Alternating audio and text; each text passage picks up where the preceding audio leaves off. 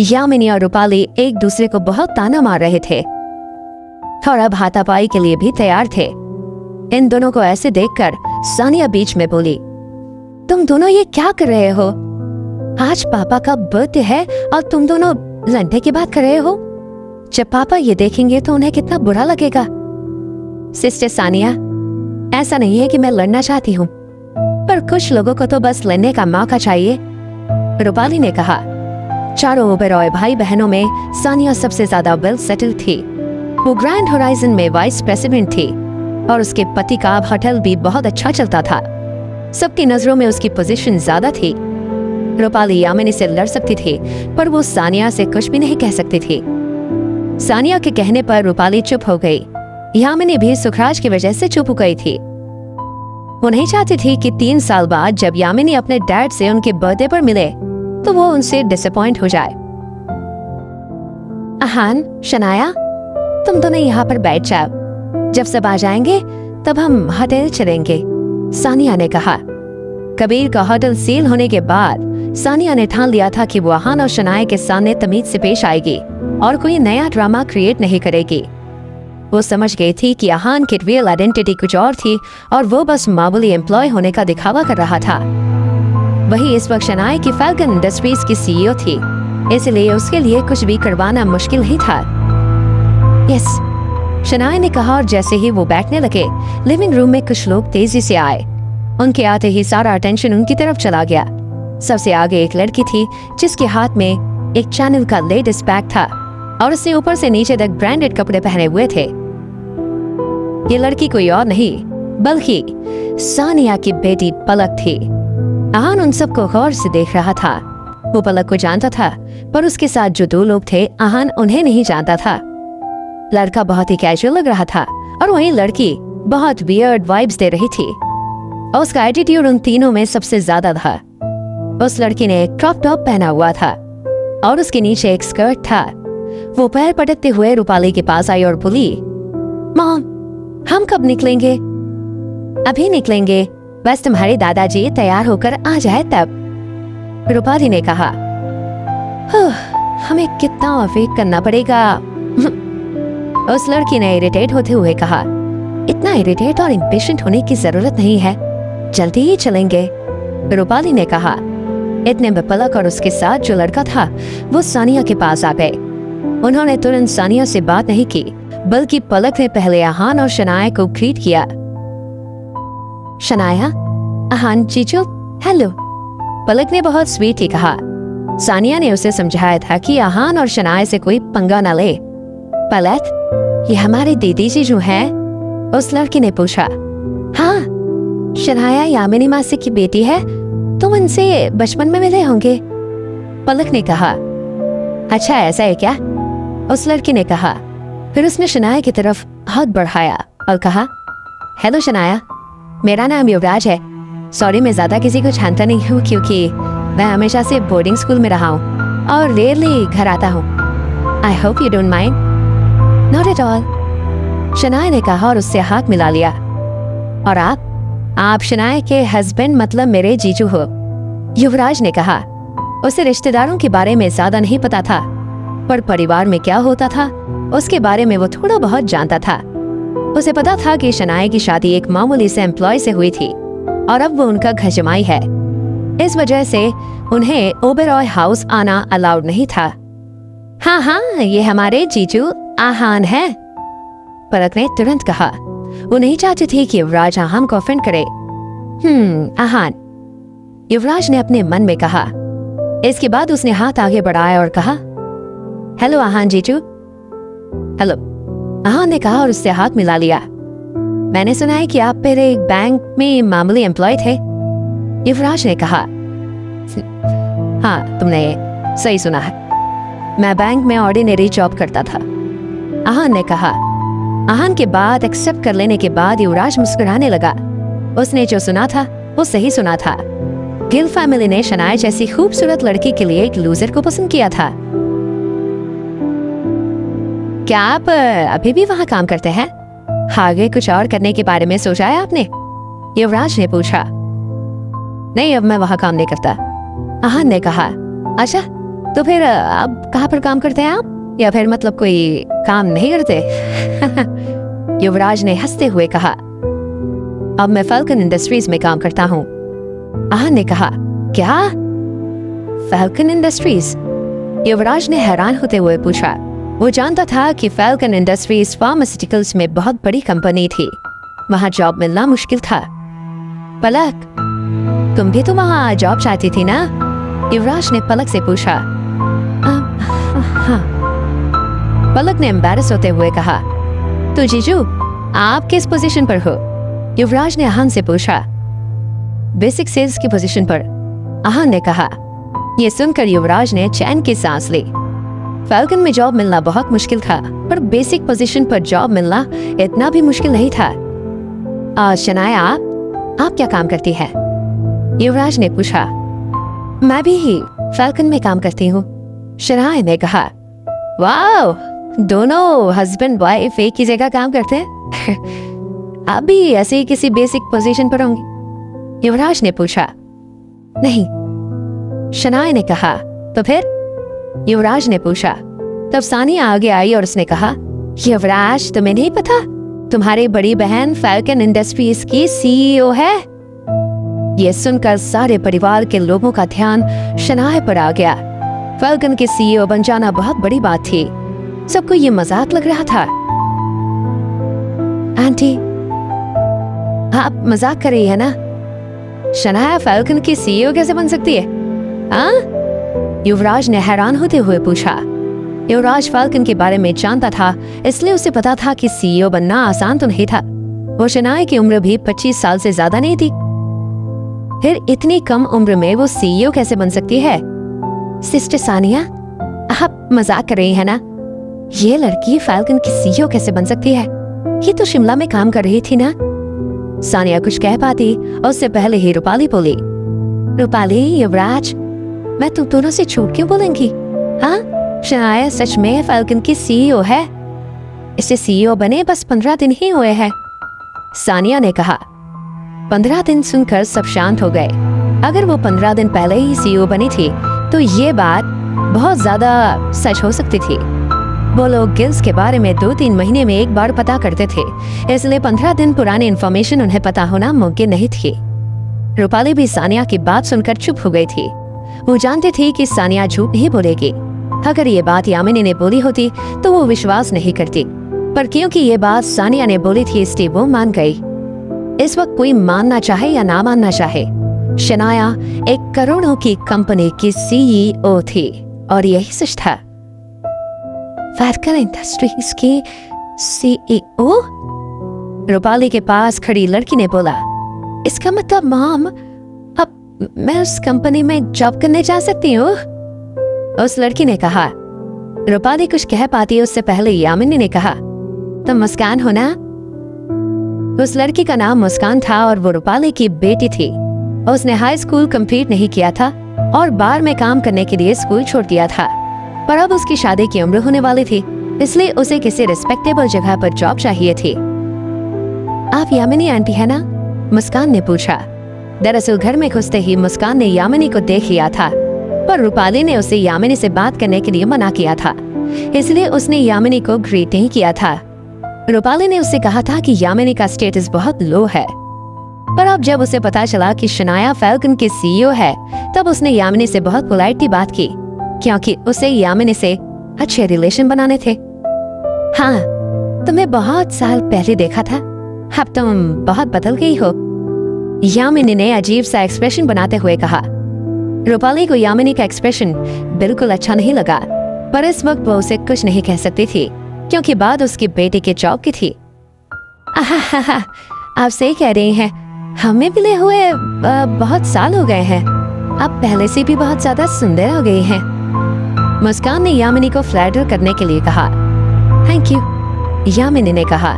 वो अच्छे से समझती थी कि मुस्कान उसके साथ ऐसे बात क्यों कर रही थी। तुमने अभी क्या कहा था?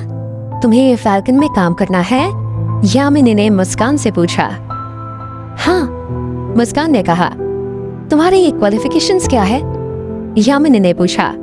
वो जानते थे कि मुस्कान ने अपनी पढ़ाई बीच में छोड़ दी थी और उसके पास कोई डिग्री नहीं थी। एक्चुअली हाई स्कूल के बाद मैंने पढ़ाई नहीं की, मुस्कान ने कहा। इस वक्त वो थोड़ा एम्बैरेस्ड फील कर रही थी। हाई स्कूल के बाद पढ़ाई नहीं की और सपने हैं तुम्हारे फैल्कन की जॉब के? यामिनी ने मुस्कान को ताना मारते हुए कहा। तुम्हें पता है ना, फैल्कन में सिर्फ ग्रेजुएट्स को जॉब मिलती है, यामिनी ने कहा। इस वक्त रूपाली भी शर्मिंदा हो रही थी। वो यामिनी के सामने कुछ बोल नहीं पा रही थी।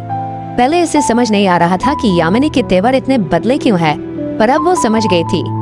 शनाया फैल्कन की सीईओ थी, इसलिए यामिनी ऐसे बात कर रही थी। इससे पहले कोई कुछ बोल पाता, सुखराज नीचे आ गए थे। उनके एक तरफ हर्षित था और दूसरी तरफ राजेंद्र था। राजेंद्र सुखराज का सबसे बड़ा बेटा था।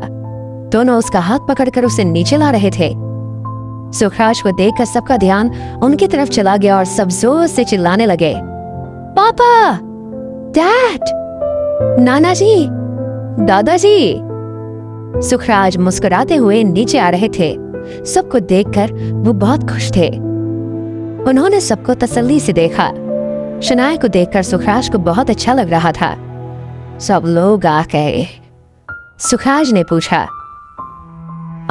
सब लोग आ गए हैं, हर्षित ने कहा। चलो फिर होटल चलते हैं, सुखराज ने कहा। शनाया ने अपने नाना जी को बहुत साल बाद देखा था। 3 साल पहले जब शेखर उन्हें वहां लेकर आया था, तब किसी ने भी उन्हें सुखराज से मिलने नहीं दिया था। जब शनाया ने उन्हें आखिरी बार देखा था, तब वो बहुत एनर्जेटिक और फ्रेश लग रहे थे, पर आज वो बहुत वीक और डर लग रहे थे। शनाया को ये देखकर बिल्कुल अच्छा नहीं लग रहा था।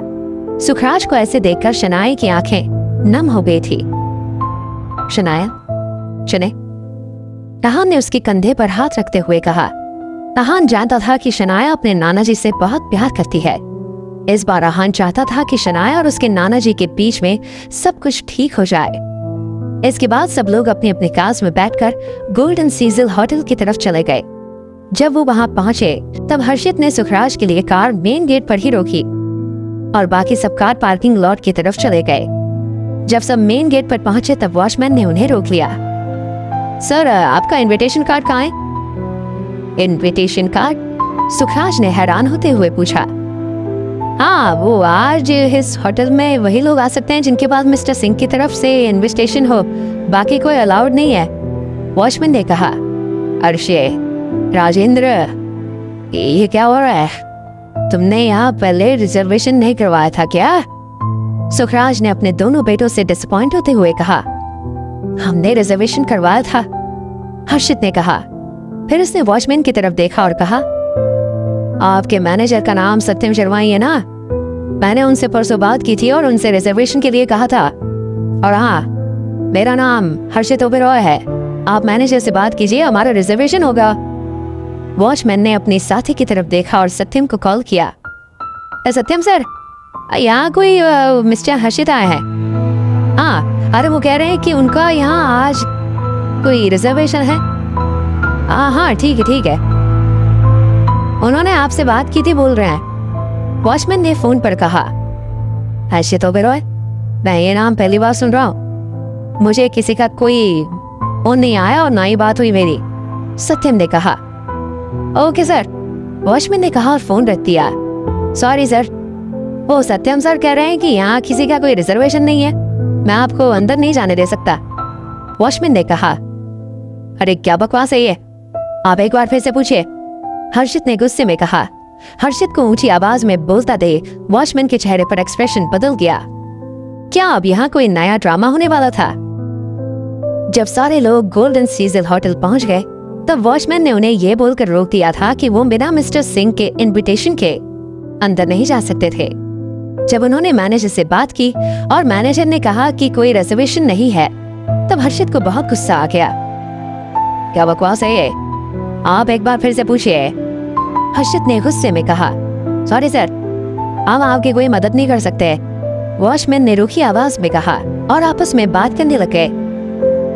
हर्षित, यह सब क्या है? क्या तुमने रिजर्वेशन नहीं किया था? राजेंद्र ने पूछा। अरे भैया, मैंने खुद मैनेजर से बात की थी और उन्होंने बोला था कि हमारे लिए वो सबसे बड़ा बैंक्वेट हॉल रिजर्व कर देगा। अब पता नहीं ऐसा क्यों बोल रहा है वो। हर्षित ने अपने भाई से कहा, इस मैटर को हैंडल करो, हमारे सारे गेस्ट सभी बस आते ही होंगे। राजेंद्र ने कहा, आज उनकी गेस्ट लिस्ट में ओबेरॉय फैमिली के अलावा उनके बिजनेस पार्टनर्स भी थे। अगर वो आ गए और उन्होंने सबको बाहर खड़ा देखा तो उनकी इज्जत मिट्टी में मिल जाएगी। अब जी भैया, हर्षित ने कहा और अपना फोन निकालकर सत्यम को कॉल करने लगा। बार बार कॉल करने के बाद भी उसका फोन एंगेज ही आ रहा था। भैया, लगता है उसने मुझे ब्लॉक कर दिया है, हर्षित ने गुस्से में कहा। तुम्हें एक काम दिया था, वो भी तुम नहीं कर पाए। ये सब क्या है हर्षित? राजेंद्र ने हर्षित से डिसअपॉइंट होते हुए कहा। ये सुनकर हर्षित को बहुत बुरा लगा। राजेंद्र ने कभी भी इस टोन में उससे बात नहीं की थी। अब भैया, मैं अभी सब हैंडल कर लेता, हर्षित ने कहा। इसके बाद वो वॉचमैन के पास गया और उसने कहा, अपने मैनेजर को बुलाओ, मुझे उससे बात करनी है। हमें ये करना अलाउड नहीं है, आप यहाँ तमाशा मत कीजिए, वॉचमैन ने कहा। तमाशा मैं कर रहा हूँ या फिर आप लोग? चुपचाप अपने सर को बुलाओ, हर्षित ने वॉचमैन का कॉलर पकड़ते हुए कहा। सर, समझ से रहिए सर, वॉचमैन ने उसका हाथ झटकते हुए कहा। आप गेस्ट हैं इसलिए मैं कुछ बोल नहीं रहा, बेहतर यही होगा कि आप यहाँ से चले जाएं, वॉचमैन ने उसे वार्निंग देते हुए कहा। हर्षित का कॉन्फिडेंस देखकर वॉचमैन भी समझ गया था कि सत्यम झूठ बोल रहा है। हर्षित ने वहाँ रिजर्वेशन किया था पर उन्होंने वो हॉल किसी और को दे दिया था। अब वो इस बात को टालने के लिए ये कह रहा था कि वो किसी हर्षित ओबेरॉय को नहीं जानता है। तुम्हारी, हर्षित कुछ कहना चाहता था पर राजेंद्र ने उसे रोक दिया। हर्षित, नो, रहने दो, आज पापा का बर्थडे है, हमें तमाशा नहीं करना है, राजेंद्र ने कहा और वॉचमैन से बात करने खुद आगे आ गया। देखिए, आज मेरे पापा का बर्थडे है, हमने यहाँ पर रिजर्वेशन किया था, आप प्लीज चेक कीजिए, राजेंद्र ने पोलाइटली कहा। राजेंद्र का एटीट्यूड देखकर वॉचमैन भी शांत हो गया। सर, हम कुछ नहीं कर सकते, अरे हमारे गेस्ट आने वाले हैं, अगर हम उन्हें अटेंड नहीं कर पाए तो हमारी क्या इज्जत रह जाएगी। आप बस एक बार मैनेजर से कहिए कि जो भी हॉल अवेलेबल हो वो रेडी करवा दे, राजेंद्र ने कहा। सर, मैं आपकी बात समझता हूँ पर यह पूरा होटल आज मिस्टर सिंह ने रिजर्व किया हुआ है, बिना उनके इनविटेशन के कोई अंदर नहीं जा सकता है, हमें स्ट्रेट इंस्ट्रक्शंस हैं, वॉचमैन ने कहा। मिस्टर सिंह, ये मिस्टर सिंह कौन है? राजेंद्र ने पूछा। क्या आप गोल्डन होराइजन ग्रुप के बारे में जानते हैं, सुना है आपने? वॉचमैन ने पूछा। Golden horizon group? राजेंद्र ने कुछ सोचा, फिर उसने मन में सोचा, ये तो वही कंपनी है जहाँ पर सानिया काम करती है। सानिया, तुम्हारी कंपनी में ये मिस्टर सिंह कौन है? क्या वो तुम्हारी कंपनी के चेयरमैन है या डायरेक्टर है? राजेंद्र ने सानिया से पूछा। यस, वो हमारी कंपनी के डायरेक्टर है, सानिया ने कहा। उसके चेहरे के एक्सप्रेशन बदल गए थे क्योंकि जिस मिस्टर सिंह की वो बात कर रही थी वो और कोई नहीं बल्कि दुष्यंत सिंह था, जिससे सानिया ने शनाया से ब्लाइंड डेट पर मिलवाया था। क्या तुम उन्हें जानती हो? राजेंद्र ने पूछा। हाँ, पर बहुत अच्छे से नहीं, सानिया ने कहा। यह होटल आज उन्होंने बुक किया है, अगर तुम बात करो तो वो शायद मान जाए, एक बार ट्राई करके देखो, राजेंद्र ने कहा। दरअसल भैया, वो हमारे बीच में थोड़े डिसएग्रीमेंट्स हो गए थे, वो शायद ही माने, सानिया ने कहा। सानिया और दुष्यंत के बीच में शनाया की वजह से रिलेशंस इतने खराब हो गए थे कि उसने सानिया को कंपनी से निकलने तक की धमकी दे दी थी। ऐसे में वो हॉल के लिए बिल्कुल नहीं मानता। तब वॉचमैन ने कहा, सर, आप लोगों को लेट हो जाएगा, बेहतर यही होगा कि आप दूसरी जगह चले जाएं, यहाँ पर कुछ होना पॉसिबल नहीं है, आप अपना टाइम वेस्ट कर रहे हैं। सबके चेहरे उतर गए। राजेंद्र बहुत उदास हो गया था। आज वहाँ पर बहुत सारे गेस्ट्स आने वाले थे और एंड मोमेंट पे वेन्यू चेंज होने का मतलब था गेस्ट्स को तकलीफ होना और उन्हें इंसल्टेड फील होना। चलो, हम कहीं और चलते हैं, सुखराज ने कहा। आज उसका दिन था और उसके बच्चे नहीं चाहते थे कि उसे कुछ भी सोचना पड़े, पर अब जब सिचुएशन उनके सामने ऐसी थी तब उसे बोलना ही पड़ा। हो गया पापा, राजेंद्र ने कहा। दोनों भाइयों ने ये सब अपने पापा के लिए प्लान किया था पर उनका सारा प्लान फ्लॉप हो गया था। हमें क्यों जाना पड़ रहा है? हमने तो रिजर्वेशन किया था ना, फिर ये लोग ऐसे कैसे कर सकते हैं? इनकी गलती है कि इन्होंने हमारी बुकिंग कैंसिल करके हमें बताया नहीं और किसी और को दे दिया। मुस्कान बड़बड़ाने लगी, पर किसी में कुछ भी बोलने की हिम्मत नहीं थी, क्योंकि सुखराज का फैसला ही आखिरी फैसला होता है। उनके अगेंस्ट कोई नहीं जा सकता था। जब सब मायूस होकर वहां से जाने लगे, तब अचानक से युवराज ने कहा, शनाया, तुम क्यों नहीं मिस्टर सिंह से बात करती? सब युवराज को घूरने लगे और शनाया भी हैरान हो गई। मेरा मतलब ये है कि ये फैल्कन इंडस्ट्रीज की सीईओ है। अगर ये बात करे तो शायद हमें दूसरी जगह ना जाना पड़े, युवराज ने समझाया। अरे हाँ, हम ये कैसे बोल सकते हैं? शनाया तो ग्रैंड होराइजन से भी ज्यादा बड़ी कंपनी की सीईओ है, इसकी बात को तो मान ही सकते हैं, रूपाली ने कहा। वो ये बात पहले ही बोलना चाहती थी कि शनाया को आगे करके देखना चाहती थी कि वो इस सिचुएशन को कैसे हैंडल करेगी, पर इतने में युवराज ने बोल दिया था, इसलिए उसे बोलने की जरूरत नहीं पड़ी। सबकी नजर अब शनाया पर थी। पोजीशन के हिसाब से शनाया और दुष्यंत एक ही लेवल पर थे, पर कंपनी के नेटवर्क के हिसाब से शनाया की पोजीशन ज्यादा थी। अगर दुष्यंत ने शनाया की बात नहीं मानी तो ये शनाया की बेइज्जती होगी। Falcon industries? शनाया, तुम वहां की सीईओ हो? सुखराज ने पूछा। जी नाना जी, कुछ दिन पहले ही मुझे अपॉइंट किया गया था, शनाया ने कहा। ये बात सुनकर सुखराज की आंखें चमक उठी। 3 साल बाद उसके नाना जी ने उससे अब बात की थी। Good girl, very good, Sukhraj ने कहा। उनकी आवाज में जो एक्साइटमेंट और खुशी थी, उससे बहुत लोगों को जलन हो रही थी। अब तक जिसका चेहरा उदास था, शनाया की खबर सुनकर उनका चेहरा चमकने लगा था। सबको समझ आ गया था कि वो आज भी शनाया से सबसे ज्यादा प्यार करते थे। चलो अब चलते हैं यहाँ से, सुखराज ने मुस्कुराते हुए कहा। उनकी स्माइल एक कान से दूसरे कान की तरफ जा रही थी।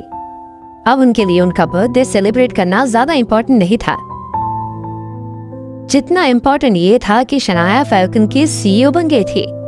सुखराज ये भी जानना चाहता था कि सब शनाया को दुष्यंत से बात करने के लिए क्यों कह रहे हैं। उन्हें उसके बर्थडे की कुछ नहीं पड़ी थी, बल्कि वो ये देखना चाहते थे कि शनाया की पोजीशन सच में क्या है। नाना जी, अगर आप चाहते हैं तो मैं दुष्यंत सिंह से बात कर सकती हूँ, शनाया ने कहा। इस वक्त कुछ गेस्ट वहां पर पहुंच गए थे। शनाया नहीं चाहती थी कि उसके नाना जी की इंसल्ट हो। शनाया बेटा, क्या तुम्हें डर है कि तुम्हारे नाना जी की इंसल्ट हो जाएगी? सुखराज ने कहा। ऐसा नहीं है नाना जी, शनाया ने कहा। बेटा, मैं वैसे भी 80 साल का हो चुका हूँ। अगर मेरी इंसल्ट होती भी है तो कोई बात नहीं, पर तुम्हें उससे बात करने की कोई जरूरत नहीं है, सुखराज ने कहा। पर शनाया अपने नाना जी की इंसल्ट होते हुए नहीं देख सकती थी, इसलिए उसके मन में भी अभी भी सवाल था। कोई परवाह नहीं शनाया, चलो यहाँ से चलते हैं, सुखराज ने कहा। हाँ शनाया, अपने नाना जी की बात मान लो, हम कहीं और ही चलते हैं। पिछले बार जब तुम उनसे मिली थी तब जो हुआ था उसके बाद शायद वो तुमसे बात न करे, सानिया ने कहा। शनाया ने अपने ब्लाइंड डेट वाले दिन को याद किया। इसमें कोई शक नहीं था कि सानिया और दुष्यंत के बीच क्रशेस थे। उन दोनों ने साफ साफ कुछ नहीं बोला था, पर सब समझ गए थे कि दुष्यंत, शनाया और सानिया के बीच में कुछ तो हुआ था, जिसकी वजह से वो उनके मुंह नहीं लगना चाहती थी। चलो फिर चलते हैं, रूपाली और युवराज ने कहा। अगर सानिया ने शनाया का साइड नहीं लिया होता तो फिर आज सब शनाया का मजाक बनते हुए देख रहे होते।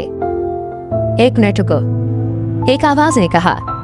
मैं बात करता हूँ, उसने फिर से कहा। ये आवाज आहंग की थी, जो इस वक्त बहुत शांत खड़ा था। उसे देखकर सब हैरान थे। जीजू, आप जाओगे बात करने? क्या आप दुष्यंत सिंह को जानते हो? युवराज ने मुंह बिगाड़ते हुए कहा। हाँ, हम एक बार मिले हैं, आहंग ने कहा। रेड मैपल होटल में वो दुष्यंत से मिला था और उसकी सबके सामने बेइज्जती भी की थी। एक बार मिले हो? एक बार मिलने के बाद वो तुम्हें याद रखेगा, रूपाली ने कहा। उसने होटल पहुंचने के बाद आहान को एक बार भी नहीं देखा था, पर वो आगे आकर ऐसी बातें कर रहा था। एग्जैक्टली जीजू, दुष्यंत सिंह इतना बड़ा आदमी है, वो इतने लोगों से मिलता है, ऐसे में आप उसे कैसे याद रहेंगे, युवराज ने कहा। युवराज स्मार्ट दिखने के लिए आहान को समझाने की कोशिश कर रहा था, पर मन ही मन वो भी चाहता था कि आहान दुष्यंत से आर्ग्यू करे और सब उसका मजा ले। उसे लग रहा था कि आहान अपनी स्ट्रेंथ को ओवर एस्टिमेट कर रहा है। तुम कैसे जानते हो कि मैं उसे याद नहीं रहूंगा? आहान ने पूछा। आहान के पास किसी बात की गारंटी नहीं थी, पर उसके पास इस बात की गारंटी थी कि दुष्यंत उसे भूला नहीं होगा। इसके अलावा वो उससे फिर से मिलना चाहेगा। शनाया बेटा, क्या यही है वो जिसे शेखर ने तुम्हारे लिए चुना है? सुखराज ने शनाया से पूछा। आहान जब से ओबेरॉय हाउस में घुसा था तब से सुखराज ने उसे बस देखा था, पर न उससे बात की थी और न ही उसके बारे में किसी से पूछा था। आहान को वहाँ भी दामाद वाली इज्जत नहीं मिल रही थी। पर अब जब आहान खुद आके आया था तब सुखराज ने उसके बारे में पूछा। जी नाना जी, मेरा नाम आहान है। इससे पहले शनाया कुछ बोलती, आहान ने खुद ही अपना इंट्रोडक्शन दे दिया। इसके बाद वो सुखराज के पास गया और उसने उसके पैर छूते हुए कहा, नमस्ते नाना जी। आई विश आपको हमेशा हर खुशी मिले और आपकी उम्र लंबी हो। थैंक यू बेटा, सुखराज ने कहा। मैं भी तुम्हारे लिए यही उम्मीद करता हूँ, सुखराज ने कहा। थैंक यू नाना जी, आहान ने कहा और मुस्कुराने लगा। तुमने कहा था कि तुम दुष्यंत से बात करके हॉल आ सकते हो। इस बात को लेकर तुम कितना कॉन्फिडेंट हो? सुखराज ने पूछा। 60%, आहान ने कहा। असल में तो आहान 120% श्योर था, पर वो सुखराज से पहली बार मिल रहा था, इसलिए नहीं चाहता था कि वो उसे एरोगेंट समझे, इसलिए उसने लो रहने के लिए 60% बोल दिया। 60%, सुखराज ने कहा। अब तक का आहान का एटीट्यूड उसे बहुत अच्छा लग रहा था और सुखराज उससे इम्प्रेस भी हो रहा था। उसने आहान से कहा, ठीक है, फिर तुम ट्राई कर लो। जब सुखराज ने एग्री कर लिया तब आहान भी खुश हो गया। वो वॉचमैन के पास गया और उनसे कहा, दुष्यंत सिंह से कहो कि नीचे आए। आहान का टोन सुनकर दोनों वॉचमैन हैरान हो गए। उन्होंने मुंह बिगाड़ते हुए पूछा, तुम कौन हो? क्या मिस्टर सिंह तुम्हें जानते हैं? उसकी चिंता तुम मत करो, बस उन्हें नीचे बुलाओ, आहान ने कहा। आहान की ऑर्डर वाली टोन सुनकर सब हैरान थे। राजेंद्र, जो एक वेल रेप्यूटेड बिजनेसमैन था, उसने भी बहुत पोलाइटली बात की थी, पर आहान एक मामूली एम्प्लॉय था और वो ऐसे बात कर रहा था। सबको लग रहा था कि आहान अपने आप को बहुत ज्यादा समझ रहा है। सबके चेहरे पर एक अजीब सा एक्सप्रेशन था। सब सोच रहे थे कि आहान पोलाइटली बात करेगा, पर ऐसा कुछ नहीं हुआ।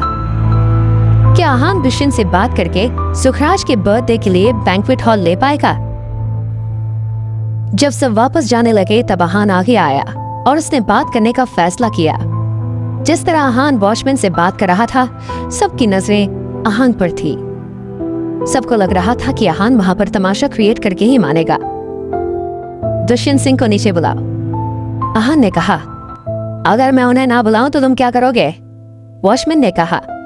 इस वक्त उसे बहुत गुस्सा आ रहा था। वो भले ही वॉचमैन थे, पर वो गोल्डन सीजल होटल के वॉचमैन थे। आहान ने उनसे ज्यादा बात नहीं की, बल्कि उनका कॉलर पकड़ा और उन्हें साइड कर दिया। ये देखकर सब हैरान हो गए।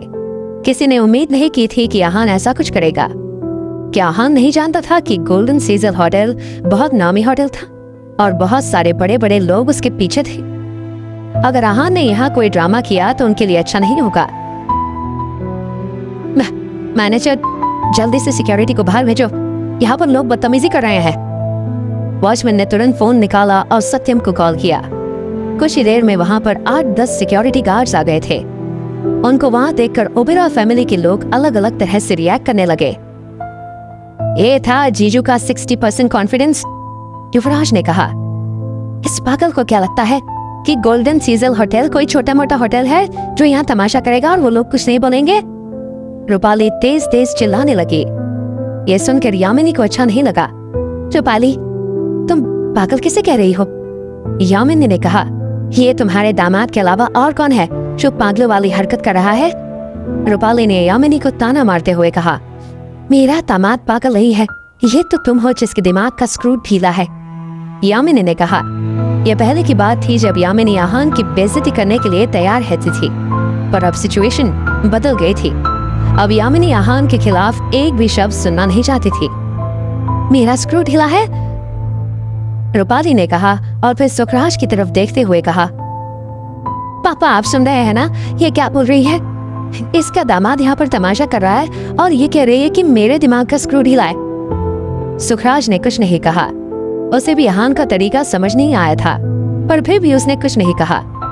सुखराज बस फ्राउन करके रह गया। उसकी नजर में भी आहान स्टूपिड था। रूपाली, तुम्हें क्या लगता है कि आहान इनको हैंडल नहीं कर पाएगा? यामिनी ने कहा। वो जानती थी कि रूपाली क्या सोच रही है। आहान ओबेरॉय फैमिली के साथ यहाँ आया था, इसलिए अगर कुछ प्रॉब्लम हुई भी तो पूरी ओबेरॉय फैमिली प्रॉब्लम में फंस जाएगी। लगता है यामिनी तुम्हारे दिमाग में कचरा भर गया है। तुम्हारा ये 2 कौड़ी का फटीचर दामाद इनसे कैसे लड़ सकता है? रूपाली ने कहा।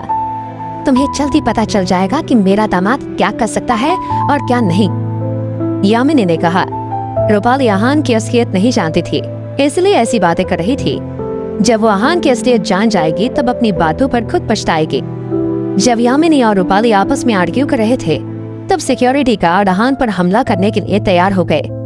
आहान ने इसके बाद जो किया वो देखकर ओबेरॉय फैमिली की आंखें और मुंह खुले के खुले रह गए। सबने सोचा था कि 8-10 सिक्योरिटी गार्ड्स मिलकर आहान को कुछ ही सेकंड में चित कर देंगे, पर ऐसा कुछ नहीं हुआ था।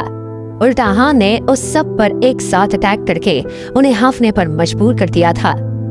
आहान ने सब कुछ इतनी स्पीड में किया था कि किसी को समझ नहीं आया था कि वहाँ पर क्या हुआ था। शनाया, आहान जीजू सच में एक मामूली एम्प्लॉय ही थे क्या? युवराज ने हैरान होते हुए पूछा। वो सिक्योरिटी गार्ड ट्रेन प्रोफेशनल्स थे और आहान दिखने में बहुत ही साधारण था। अगर उसने ये सब अपनी आंखों से नहीं देखा होता तो फिर वो इस बात पर कभी भरोसा नहीं करता। शनाया के युवराज की बात पर बिल्कुल ध्यान नहीं था। युवराज के लिए ये सब नया था, पर शनाया के लिए ये बहुत मामूली बात थी। उसने बहुत बार आहान को ये सब करते हुए देखा था। शनाया और यामिनी के अलावा जिन 2 लोगों को हैरानी नहीं हुई थी वो थे सानिया और पलक। ये दोनों भी आहान की स्ट्रेंथ जानते थे। शिमला में इन दोनों ने आहान को इससे भी ज्यादा लोगों को हैंडल करते हुए देखा था। जब बाकी सब हैरान परेशान हो रहे थे तब ये चारों बहुत काम और शांत थे।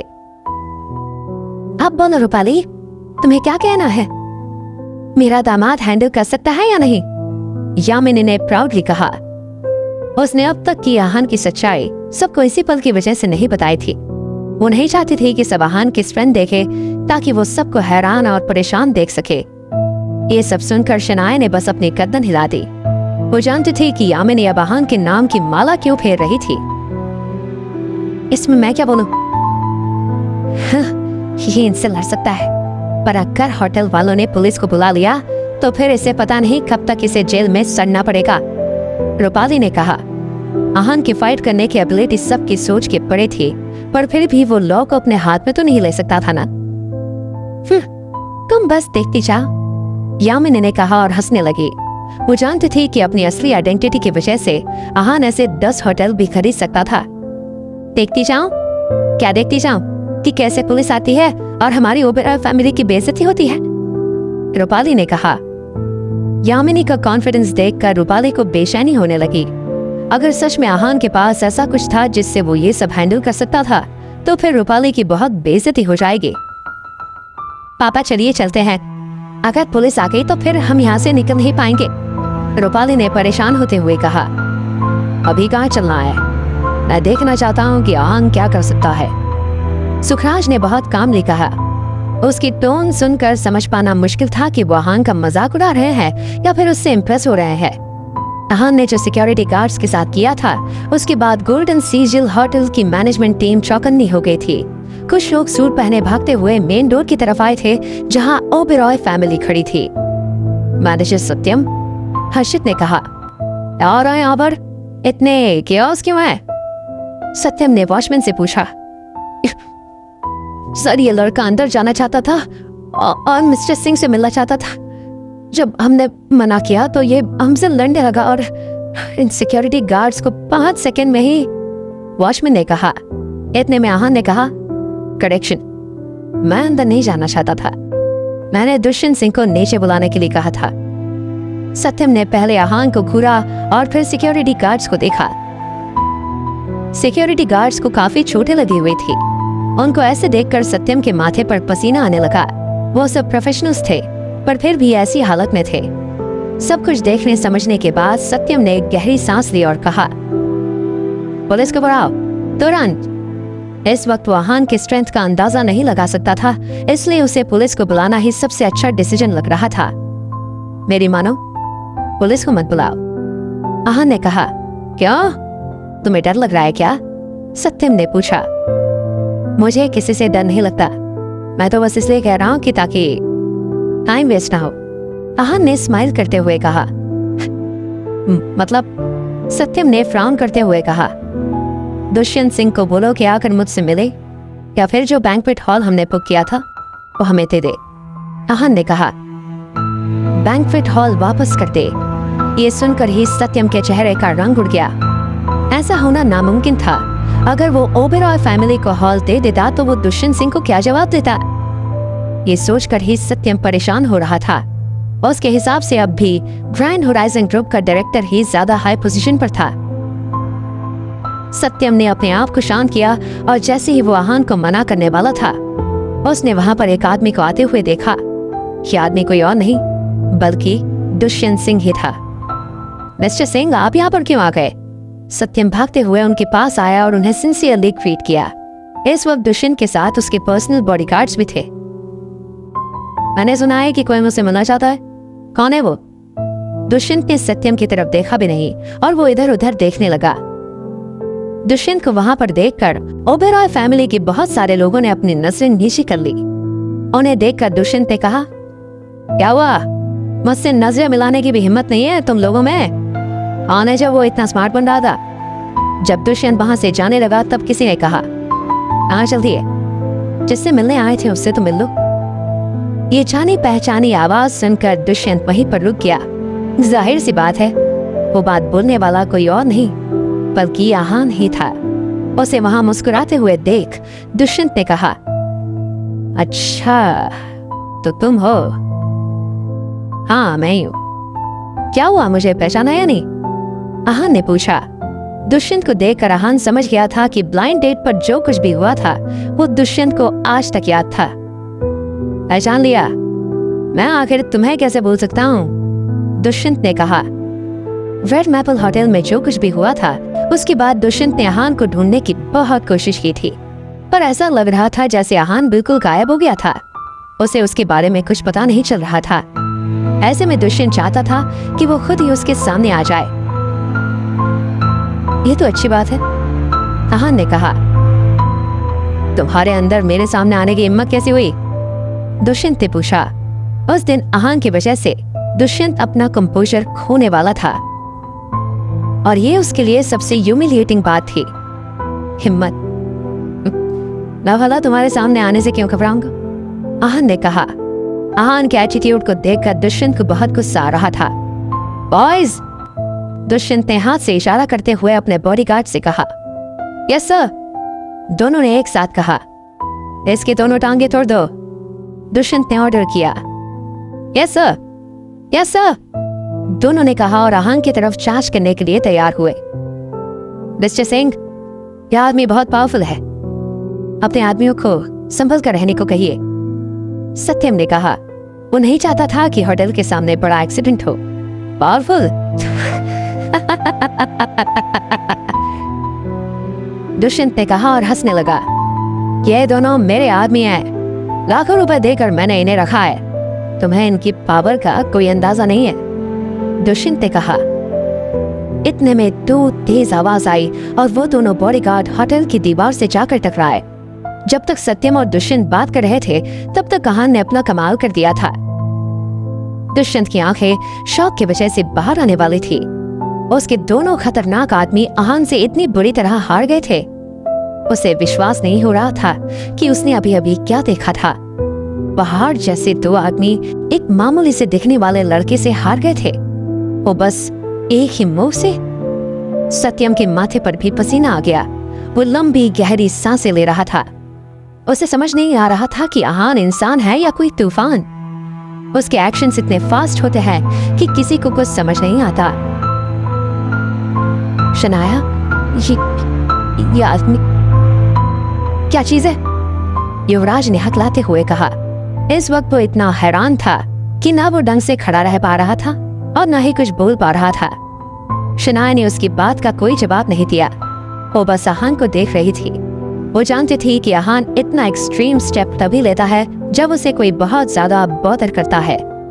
इस वक्त उसके लिए वो बैंक्वेट हॉल बहुत जरूरी था, क्योंकि दुष्यंत ने उसे गलत ढंग से लिया था। इसके अलावा दुष्यंत के साथ उसका डिसएग्रीमेंट पुराना था।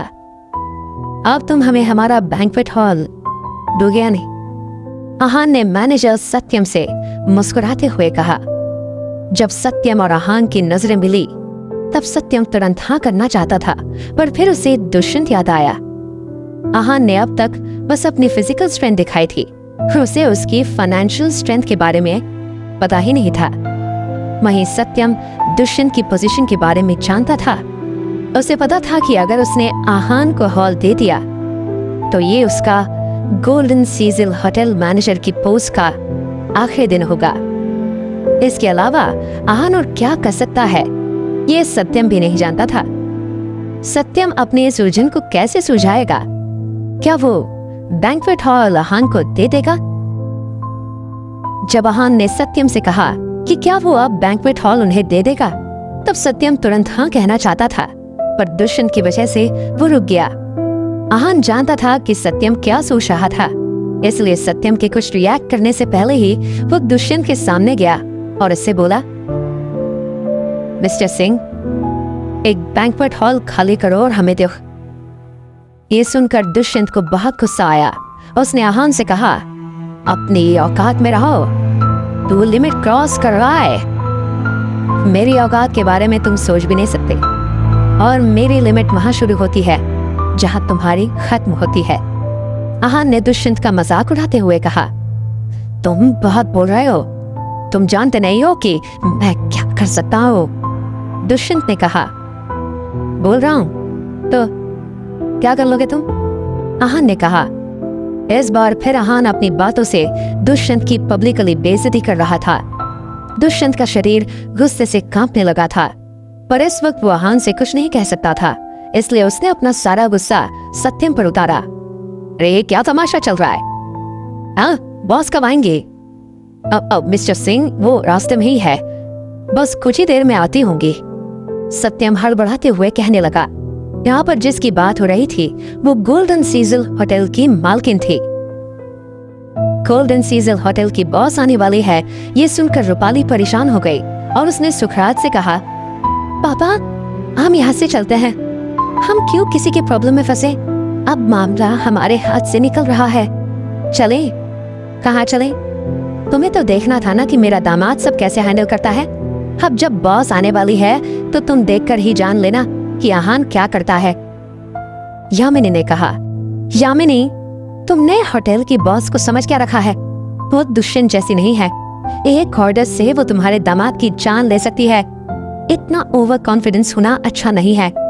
रूपाली ने कहा। रूपाली नहीं जानती थी कि यामिनी ऐसे बिहेव क्यों कर रही थी, पर उसने गोल्डन सीजल होटल के बारे में बहुत सुना था और उसके बॉस के बारे में भी। उसने अफवाह सुनी थी कि कहीं वो सबसे अमीर परिवार को बिलोंग करती थी। उसे कोई बात समझ आई हो या ना आई हो, वो इतना जरूर जानती थी कि ओबेरॉय फैमिली उसे ऑफेंड नहीं कर सकती थी। एक बार होटल की बॉस आ जाए फिर तुम खुद देख लेना कि मैं ओवर कॉन्फिडेंट थी या नहीं। यामिनी ने कहा, यामिनी, इतना मत बोलो, तुम्हें मरना है तो तुम मरो, मेरी ओबेरॉय फैमिली के लिए प्रॉब्लम क्रिएट करने की जरूरत नहीं है। रूपाली ने कहा, मेरी ओबेरॉय फैमिली? मत भूलो कि मैं भी इस घर की बेटी हूँ और ये फैमिली मेरी भी है। यामिनी ने कहा। अब एकदम चुप हो जाओ तुम दोनों, सुखराज ने चिल्लाते हुए कहा। दोनों के इस तरह से बहस करते देख सुखराज आग बबूला हो रहे थे। अब दोनों में से कोई कुछ नहीं बोलेगा। अगर आहान ने सिचुएशन को अच्छे से हैंडल कर लिया तो मैं उसे अपना दामाद मान लूंगा, पर अगर ऐसा नहीं हुआ तो फिर आज के बाद आहान मेरे घर में कदम तक नहीं रखेगा। सुखराज ने कहा। उसकी टोन बहुत शांत थी, फिर भी रूपाली और यामिनी एक बार में ही चुप हो गए थे। कुछ देर बाद वहां पर एक रेड कलर की लैम्बोर्गिनी आई। उसमें से एक लड़की निकली जिसने ब्लैक कलर का एक स्कर्ट और व्हाइट टॉप पहना हुआ था। उसका फिगर बहुत ही अट्रैक्टिव था। वो जैसे ही कार से निकलकर होटल की तरफ आ रही थी, सत्यम और उसके साथी भागकर उस लड़की को ग्रीट करने आए। हेलो मैडम, सत्यम ने कहा। मैनेजर, यहाँ क्या चल रहा है? क्या आपको पता नहीं है कि हमारे होटल की रेपुटेशन है? उस लड़की ने पूछा। वो इस वक्त पास के मॉल में शॉपिंग कर रही थी। जब सत्यम ने कॉल करके यहाँ की प्रॉब्लम होगी ऐसा बताया तो वो तुरंत वहां पहुंच गई। इससे पहले सत्यम कुछ बोल पाता, दुष्यंत बीच में आया और उसने कहा, एडम, अच्छा हुआ आप आ गई। आज मेरी माँ का 81st बर्थडे है। मैंने उनके लिए ये पूरा होटल बुक किया है क्योंकि मेरे बहुत सारे गेस्ट हैं। अब एक निकम्मा लड़का कह रहा है कि एक हॉल मैं उसे दे दूं। अब आप बताइए ये मैं कैसे करूं? मिस्टर सिंह, अगर ऐसी बात है तो मैं आपकी मदद जरूर करूंगी। आप आहान। बोलते बोलते उस लड़की की नजर आहान पर गई और वो अपनी बात छोड़कर आहान के पास चले गई। वंशिका। आहान को भी वंशिका को देखकर वहां हैरानी हुई। इस होटल की मालकिन और कोई नहीं बल्कि वंशिका बजाज थी।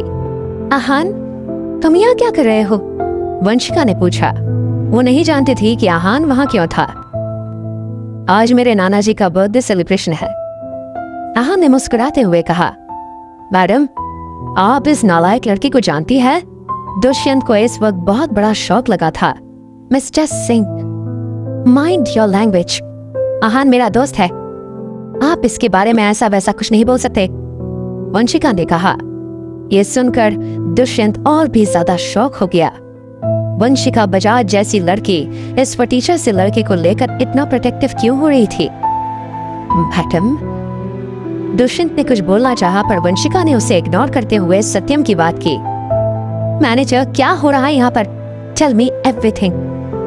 वहां पर 8-10 सिक्योरिटी गार्ड को इंजर्ड देखकर वंशिका समझ गई थी कि उनके और आहान के बीच में कुछ तो हुआ था। वंशिका मैडम, एक्चुअली बात यह है कि आपके दोस्त के नाना जी का आज 80th बर्थडे है। वो चाहता है कि मिस्टर सिंह उन्हें एक हॉल दे दे, पर उनके बहुत सारे गेस्ट हैं, इसलिए मिस्टर सिंह ने एक हॉल दे दिया तो उनके गेस्ट को प्रॉब्लम होगी। सत्यम ने कहा। मैनेजर सत्यम, आप तो ऐसे बोल रहे हैं जैसे हम उनसे हॉल छीनना चाहते हैं। हर्षित ने कहा। डैडी, मेरा मतलब वो नहीं था। सत्यम ने अपनी बात संभालने की कोशिश की। इस वक्त उसके माथे पर पसीने की बूंदें साफ नजर आ रही थी।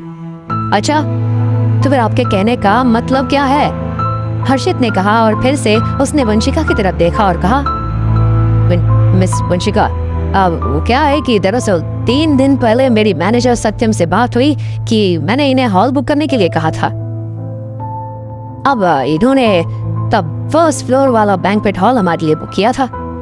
अब जब आज हम आए हैं तो ये कह रहे हैं कि सारे हॉल्स दुष्यंत सिंह ने ले लिए। हमारी बुकिंग बिना हमें कंफर्म किए कैंसिल कर दी और अब हमारे गेस्ट प्रॉब्लम फेस कर रहे हैं। आपके होटल का इतना नाम है और फिर भी यहाँ ये हो रहा है। Is this how your hotel works? Harshit ने बहुत कामली बात की। जो सर कह रहे हैं क्या वो बात सच है? वंशिका ने रूखी आवाज में सत्यम को घूरते हुए पूछा। इस वक्त सत्यम का शरीर पसीने से तरबतर हो गया था। हर्षित ने जो कहा था वो सच था, पर सत्यम को समझ नहीं आ रहा था कि वो इस बात को एक्सेप्ट कैसे करे। वंशिका ये तो जानती थी कि दुष्यंत ने पूरा होटल बुक किया था और इसकी इन्फॉर्मेशन भी उसे सत्यम में ही दी थी, पर उसने ओबेरॉयज के बारे में कुछ नहीं बताया था। हाँ, सर जो कह रहे हैं वो सच है।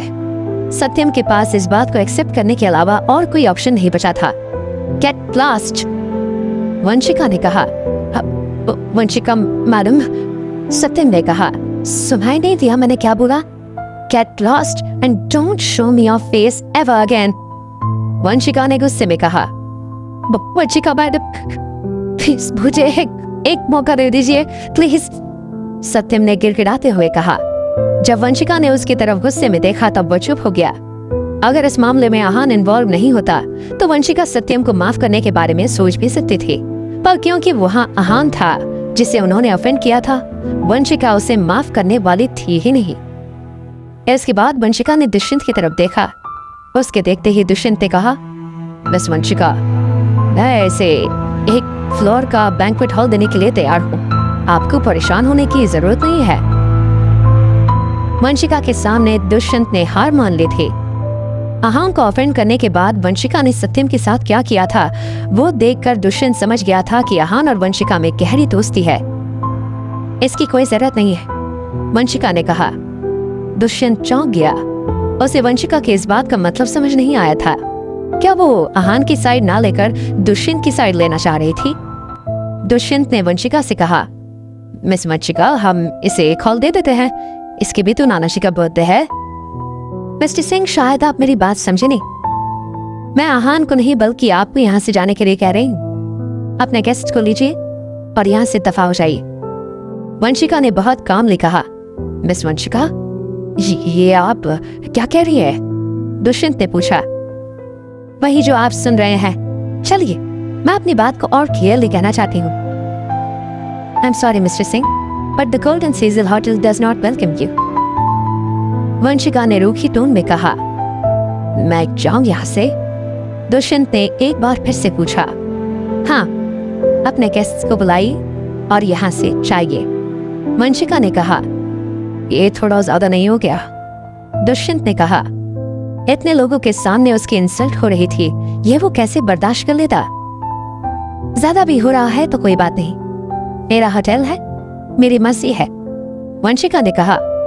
दुष्यंत को बहुत गुस्सा आ रहा था।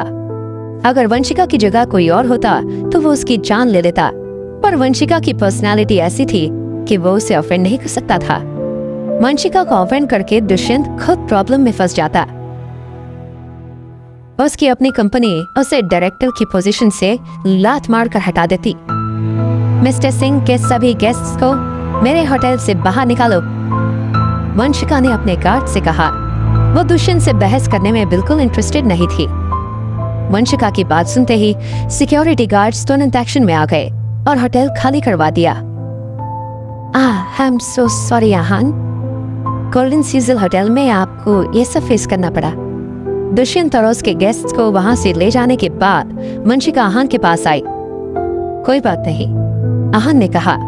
अगर आहान को पता होता कि ये होटल वंशिका का है तो फिर वो इतने एक्सट्रीम तक गार्ड से झगड़ा नहीं करता, बल्कि सीधा वंशिका को कॉल करता और ये मैटर वहीं पर सॉल्व हो जाता। अब बैंक्वेट हॉल खाली हो गया है, आप लोग ऊपर जाकर सेलिब्रेशन स्टार्ट कर सकते हैं, वंशिका ने कहा। सॉरी वंशिका, तुम्हें तकलीफ देने के लिए। इसमें तकलीफ वाली कोई बात नहीं है, वंशिका ने कहा। यह होटल आहान का ही था, नाना ने उन्हें संभालने के लिए दिया था, इसलिए वो इसे संभाल रहे थे। अगर आहान चाहता तो यह होटल वो आज उनसे ले सकता था। आहान और ओबेरॉय फैमिली के लिए सब कुछ अरेंज करने के बाद वंशिका वहां से चली गई। वहां शनाया भी थी, इसलिए अगर वो आहान से खुलकर या बहुत फ्रेंडली होकर बात करती तो शायद शनाया फिर उसके बारे में कुछ ज्यादा सोचती। Happy birthday uncle, enjoy your evening. जाते जाते वंशिका सुखराज को ग्रीट करके गई। थैंक यू, सुखराज ने कहा। वंशिका ने आहान से अच्छी खासी दूरी बना रखी थी, पर फिर भी लोगों ने वंशिका और आहान के बारे में बातें करना शुरू कर दिया था। जीजू, मिस वंशिका आपकी कौन है? युवराज ने पूछा। उसकी आंखों में जलन साफ नजर आ रही थी। वंशिका इतनी परफेक्ट थी और वो आहान को जानती थी, तो फिर वो जलन कैसे नहीं होती उसको? वो मेरी दोस्त है, आहान ने कहा। सिर्फ दोस्त? सिर्फ दोस्ती में उसने दुष्यंत सिंह से पंगा ले लिया, युवराज ने कहा। तुम मानो या ना मानो, सच यही है, आहान ने मुस्कुराते हुए कहा।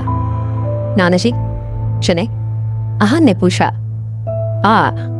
सुखराज ने कहा। उसने ना आहान के एक्शंस के बारे में पूछा और ना ही वंशिका और आहान के रिश्ते के बारे में।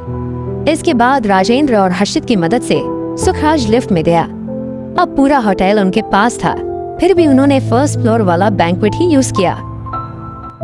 तुम कहाँ चल रही हो? तुम तो जाने वाली थी ना?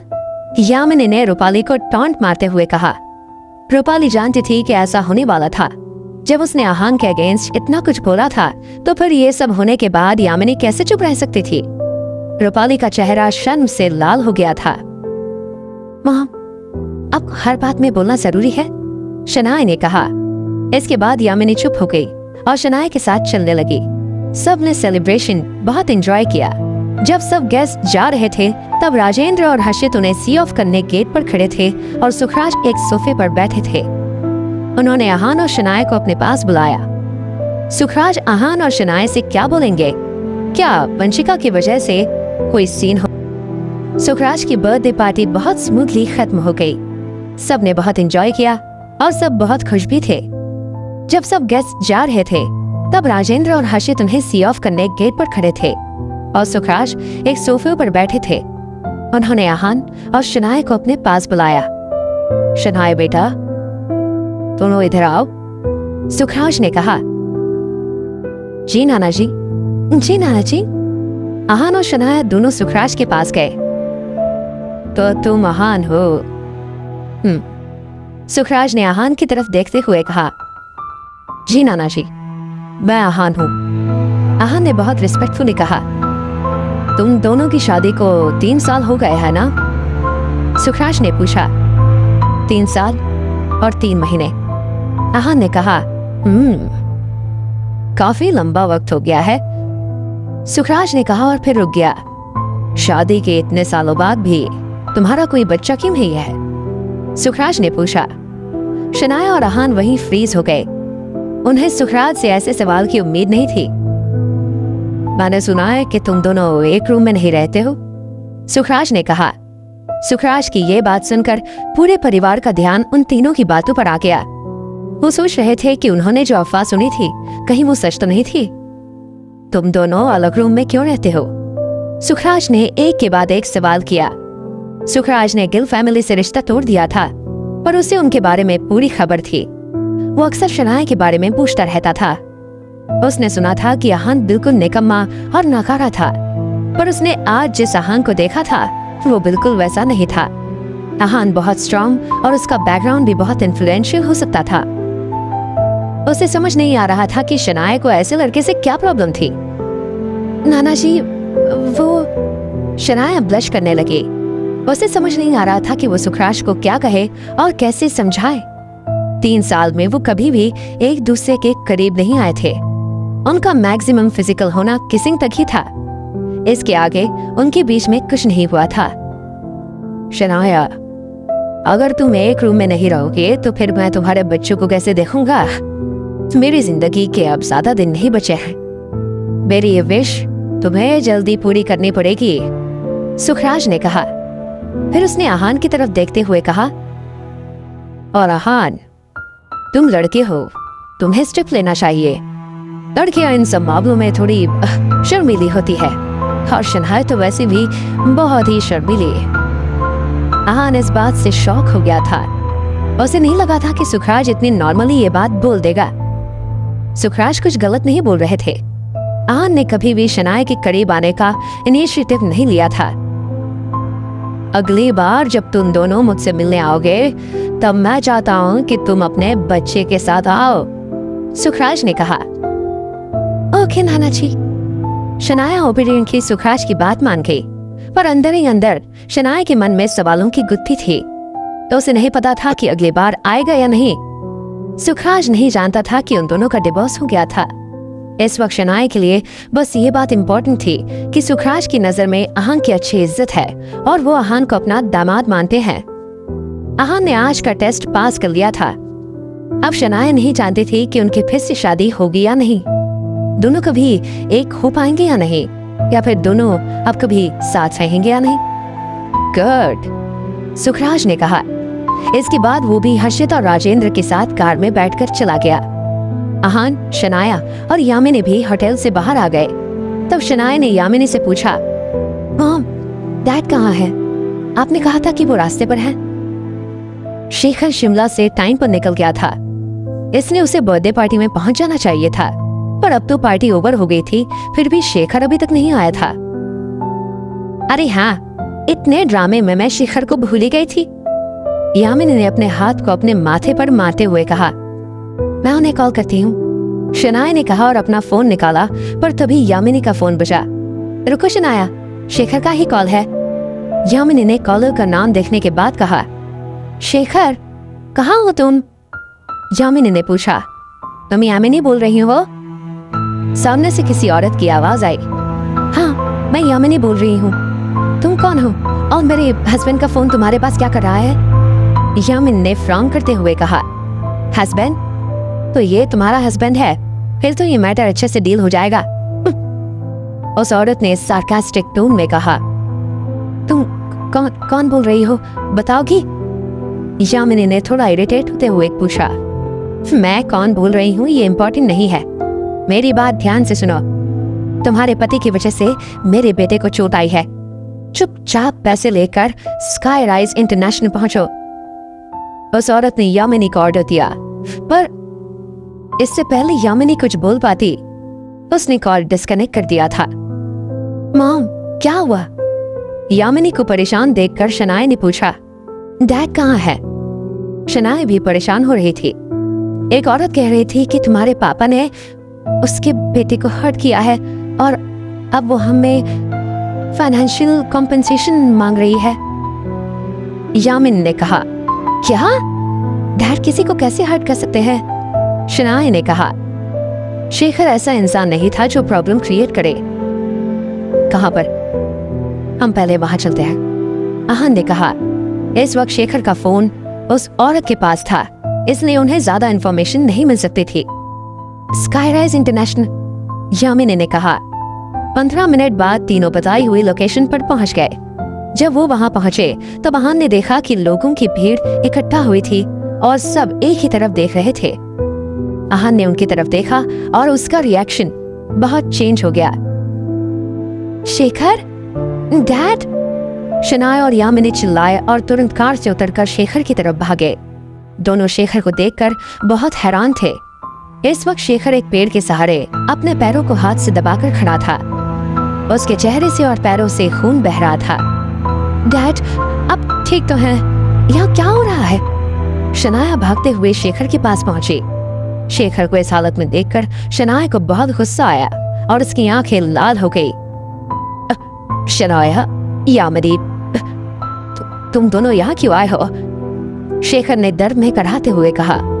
शेखर, तुम बताओ कि ये सब किसने किया? ये सब कैसे हुआ? यामिनी ने पूछा। उसे भी बहुत गुस्सा आ रहा था। शेखर का पहले भी एक्सीडेंट हुआ था, तब उसके पैर पर चोट आई थी और अब फिर से उसके पैर पर चोट आई थी। इन चोटों की वजह से शेखर का चलना भी मुश्किल हो रहा था। तुम इस आदमी की बीवी हो? शेखर कुछ बोल पाता इससे पहले पीछे से एक तीखी आवाज आई। यामिनी ने जब पीछे देखा तब एक मोटी अधेड़ उम्र की औरत जिसके लाल रंग के बाल थे चलते हुए उनके पास आ रही थी। उसने लूज ड्रेस पहनी हुई थी। वो धम धम करते हुए उनकी तरफ आ रही थी। जब वो औरत उनके पास पहुंची तब उसने यामिनी से पूछा, तुम पैसे लाई हो? मेरे पति को चोट तुमने पहुंचाई है? उस औरत के सवाल का जवाब दिए बिना यामिनी ने उससे सवाल पूछा। मेरी बात तुम्हें समझ नहीं आ रही? मैंने क्या पूछा है तुमसे? तुम पैसे लाई हो या नहीं? उस औरत ने फिर से पूछा। पहले ये बताओ कि मेरे पति के साथ ये किसने किया, फिर हम पैसों के बारे में बात करेंगे। यामिनी ने गुस्से में कहा, मैंने तुम्हारे पति को कुछ नहीं किया है, जो किया है मेरे बेटे ने किया है। उस औरत ने कहा। कहाँ है तुम्हारा बेटा? यामिनी ने पूछा। वहां पर, उस औरत ने एक तरफ इशारा करते हुए कहा। जब यामिनी ने उस तरफ देखा तब उसकी आंखें खुली की खुली रह गई। जिस बेटे की वो औरत बात कर रही थी वो असल में उस औरत का पालतू कुत्ता था। ये देखकर यामिनी को बहुत गुस्सा आया। आहान, ये सब कुछ इस कुत्ते की वजह से हो रहा है।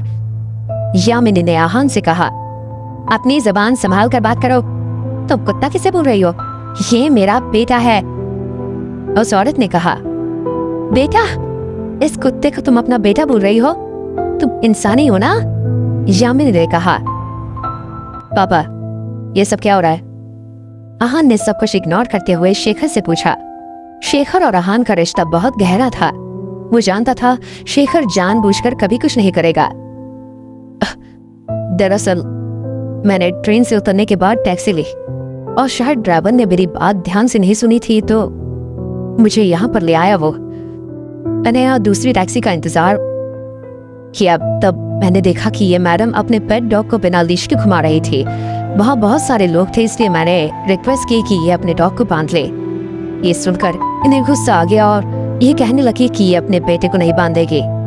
फिर हमारी थोड़ी बहस हुई और इन्होंने अपने कुत्ते को मुझ पर अटैक करने का ऑर्डर दे दिया। शेखर ने सब कुछ आहान को बता दिया। ना समझ गया। आप आराम कीजिए पापा, आहान ने कहा और उन्हें आराम करने के लिए एक जगह पर बैठा दिया। इसके बाद वो उस औरत के पास गया। क्या जो मेरे पापा कह रहे हैं वो सच है? आहान ने पूछा। तुम कौन हो? उस औरत ने पूछा। उसके सिक्स सेंस ने उसे बता दिया था कि आहान से डील करना आसान नहीं होगा। शायद तुम्हें एक बार में मेरी बात समझ नहीं आई। फिर से पूछता हूँ, क्या जो मेरे पापा ने बोला वो सच है? आहान ने फिर से पूछा। हाँ, सब सच है। तो उस औरत ने कहा, इस आदमी ने मुझे अपने बेटे को बांधने के लिए बोला था। ये बात मैं कैसे बर्दाश्त कर सकती थी? अपने बेटे को भला कोई बांधता है? उस औरत ने मुंह बनाते हुए कहा। इतने में उस औरत की गाल पर किसी ने कसकर थप्पड़ मारा। ये कोई और नहीं बल्कि शनाया थी। उस औरत ने चिल्लाते हुए कहा, तुम्हारी इतनी हिम्मत, मैं तुम्हारी जान ले लूंगी। इतने में शनाया ने उसे एक और थप्पड़ मारा। ये थप्पड़ पहले वाले से भी ज्यादा तेज था। तुम मुझे तब हाथ लगाओगी जब मैं तुम्हें सहायक छोड़ूंगी, शनाया ने चिल्लाते हुए कहा। तुमने मुझे फिर से मारा? उस औरत ने कहा। हाँ, और मारूंगी। इतना कहकर शनाया ने उसे एक और थप्पड़ मारा। I will kill you, उस औरत ने कहा और शनाया को मारने के लिए आगे बढ़ी, पर इतने में शनाया ने अपनी सारी ताकत लगाकर उसे एक और थप्पड़ मारा, जिससे उस औरत का बैलेंस बिगड़ा और वो कुछ कदम पीछे चली गई। यामिनी ये सब देखकर बहुत खुश हो रही थी। ये औरत बहुत एरोगेंट और नक्चड़ी थी। ये हमेशा अपने कुत्ते को बिना लीश के घुमाती थी। जो भी इस बारे में कंप्लेन करता था वो उसे बहुत मार पड़वाती थी। सब उस औरत से बहुत परेशान थे, पर कोई कुछ बोलने के लायक नहीं था। आए, तुम यहाँ से चले आओ। ये औरत अब तुम्हें छोड़ेगी नहीं, भीड़ में किसी ने कहा। आहान उस औरत को नहीं जानता था, पर आसपास रहने वाले लोग उसे अच्छे से जानते थे। इस औरत का नाम अंजना मल्होत्रा था। उसके भाई और पति की मनाली में बहुत पहचान थी। इस वजह से वो हमेशा घमंड में घूमती थी। कोई यहाँ से हिलने का सोचेगा भी नहीं, अंजना ने अपने काल सहलाते हुए कहा। वो इस वक्त बहुत गुस्से से पागल हो रही थी। उसके इस तरह 10 लोगों की बीच कभी बेइज्जती नहीं हुई थी। बेटा, इन लोगों की जान ले लो, अंजना ने अपने कुत्ते से कहा। अंजना का कुत्ता ह्यूमन स्पीच को अच्छे से समझता था, पर अपनी ओनर का ऑर्डर सुनने के बाद आज पहली बार उसने कुछ रिएक्ट नहीं किया। शायद उसे अपने सेंसेस की वजह से आहान की ताकत का अंदाजा लग गया था। इंतजार किसका कर रहे हो? जो मैं बोल रही हूँ वो करो, अंजना ने कहा। इस बार फिर वो कुत्ता शांत रहा। अब अंजना को अपने कुत्ते पर गुस्सा आया और वो उसके पास गई और उसे गुस्से में कहा, तुम्हें सुनाई नहीं दे रहा? इन लोगों की जान ले लो। इतना सुनकर उस कुत्ते ने जोर जोर से भौंकना शुरू कर दिया था, पर किसी पर भी अब भी अटैक नहीं किया था। ये देखकर अंजना को बहुत गुस्सा आया। वो अपने कुत्ते को अब्यूज करने लगी और उसे अपने पैर से मारने लगी। कुछ मिनट बाद वो आहान और शनाया के सामने आई और उनसे कहा, अगर मैंने आज तुम दोनों की खबर नहीं बनवा दी तो मेरा नाम भी अंजना नहीं। इतना कहकर उसने फोन निकाला और एक नंबर डायल किया। अब क्या हुआ? सामने से एक रूखी आवाज आई। कहाँ हो तुम? अंजना ने गुस्से में कहा। हुआ क्या है? सामने से फिर से एक आवाज आई। कोई यहाँ मुझे मारना चाहता है, तुम तुरंत यहाँ आओ, अंजना ने चिल्लाते हुए कहा और फिर फोन रख दिया। अंजना ने किसे फोन किया है? अब ये मैटर कैसे सॉल्व होगा? जानने के लिए सुनते रहिए secret Amirzada, only on Pocket FM।